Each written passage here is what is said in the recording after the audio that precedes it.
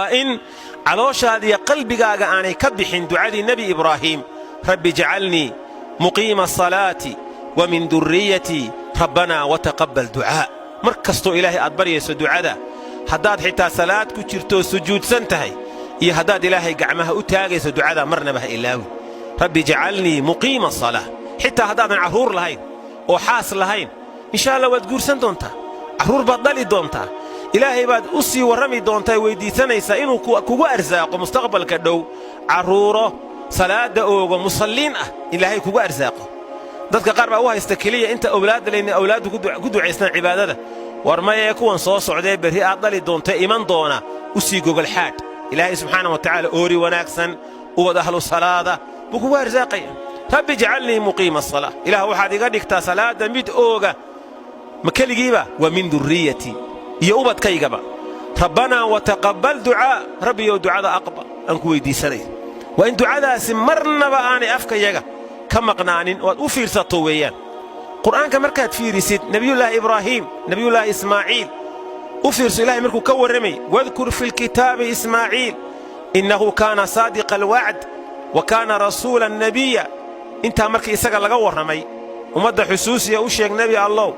نبي الله إسماعيل مركي النبي لغويري بوحا لتلمامينو بلانتا يكون أكسنا بلان كرنتا يسوء فينشري بلانقات كأيه ورسول نبي يقيم بدنها محل وحكي وكان يأمر أهله بالصلاة الكيس وحو أمري تري صلاة والزكاة زكاة وكان عند ربه مرضيا ربي أكتي وحوها أدون لقرها ليه أيها وفرس مركا أيها الوالد كسيد إلهي وأمانيو نبي إسماعيل أمرك إيو توجيه أو الكيس صلاة أمريو إنك أقل لدينا مركا وفرس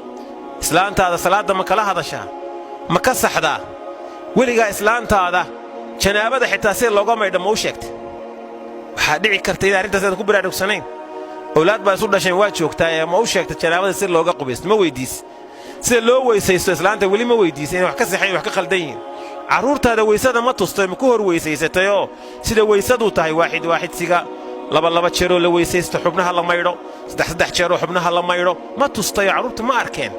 ma ku tawjiihisay waxa loo baahan marka in aynu aad u fiirino oo diintu معها شيكة كلية معها إلهي مركو كورمي سبحانه وتعالى لقمان الحكم